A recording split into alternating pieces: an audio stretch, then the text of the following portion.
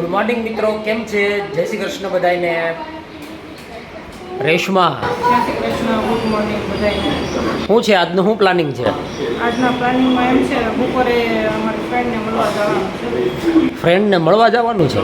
અમે બધી ફ્રેન્ડો એક જગ્યા પર ભેગી થવાનું છે. કોની ક્યાં? અહીંયાથી ચેતનાન ત્યાં જઈશ. હા. પછી ચેતનાન ઘરે દક્ષા આવશે. પછી હું ચેતનાને દક્ષા જિગ્નેશાન ઘરે જવાના છે. આ જીગીને પેલું એક્સિડન્ટ થયું હતું એટલે ખબર પૂછવા જ જવાના છે ને? વેકેશન ઉનાળાનું વેકેશન પડ્યું તો ત્યારે થઈ ગયું. પછી એ તો એને સારું બી થઈ ગયું, પણ જવું કેટલા વખતથી કરતા હતા. આજે વળી પ્લાન થઈ ગયો છે કે જઈએ એમ. છોકરાઓની સ્કૂલ ખુલે એ પહેલાં જઈ આવીએ.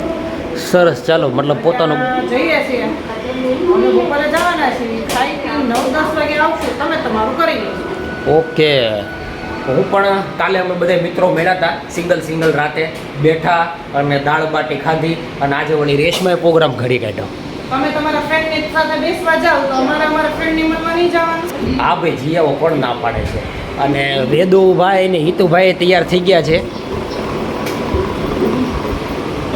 અને નવો શો હાથમાં આવ્યો છે બેયને, જય જગન્નાથ. હવે છોટા ભીમ મૂકીને જય જગન્નાથ જોવે છે, નહીં? જય શ્રી કૃષ્ણ કે બેટા? તું ચક્કુ? ઓકે, ચાલો હવે મારે ઓફિસનો ટાઈમ થઈ ગયો છે, તો હું ઓફિસ જવા નીકળું છું. આજે અમે લોકોએ મતલબ કે મારી ફ્રેન્ડો સાથે અમે પ્રોગ્રામ કર્યો છે બહાર જવાનો. અમે અત્યારે મારી ફ્રેન્ડના ઘરે ભેગા થઈએ છીએ. ત્યાંથી બીજી એક ફ્રેન્ડ આવવાની છે. ત્યાંથી અમે ત્રણેય ફ્રેન્ડો થઈને પછી ચોથી ફ્રેન્ડના ઘરે જવાના છીએ. પછી ચોથી ફ્રેન્ડને ત્યાંથી ભેગા થશું. પછી 5-6 વાગ્યા સુધીના ઘરે રહેશું. પછી ત્યાંથી અમે લોકો બહાર પાસે નીકળશું. વેદુય સાથે આવે છે? તો આમાં શું લઈ જશે બેટા? બેગમાં બોલ ને દડો બે એક જ થયું? મોટો બોલ ને નાનો દડો. અચ્છા, તે ત્યાં જઈને રમવાના. અને હિતુભાઈ આવવાના છે? એને આજ લેશન આપ્યું છે, આજ લગભગ નહીં આવે હિતુ. હે હિતુ, લેશન પૂરું કરી નાખો બેટા, પછી કાલે જાજે. તો જવાનો છો? તો હામું જઈને તો ક્યાં હું જવાનો એમ? બધા નીકળ્યા છીએ અહીંયાથી. હવે એક અમારી બીજી ફ્રેન્ડના ઘરે પહોંચી ગયા છીએ. હવે એના ઘરે જઈએ પછી એના ઘરે એનો રિવ્યૂ તમને, એટલે રિવ્યૂ મતલબ એના ઘરે જઈને તમને બતાવશું.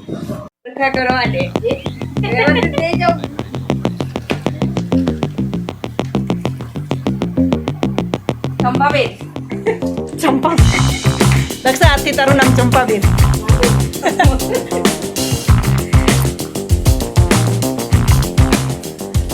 માણસ છે ને મોણ ખાય છે બધા. આમ જોતો ઘરે જલ્દી એક વાત કહું.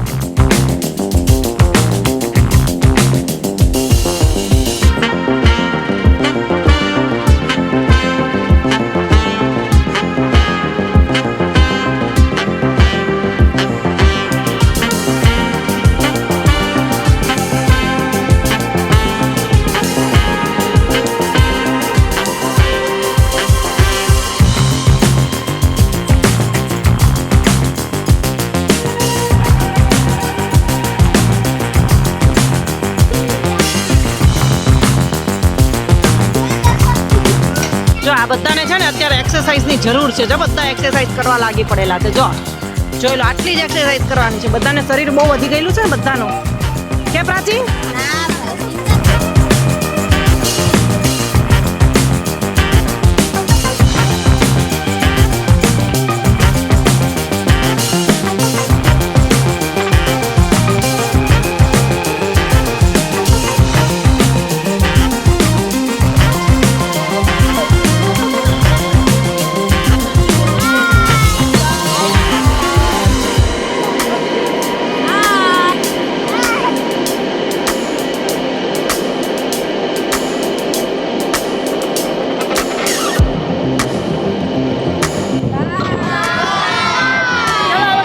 બધા પોતપોતાના ઘરે જવા માટે ફ્રી થઈએ છીએ, છૂટા પડી જઈએ છીએ. ચલો, અમારી ચેનલને લાઈક કરજો, શેર કરજો, સબસ્ક્રાઇબ કરજો.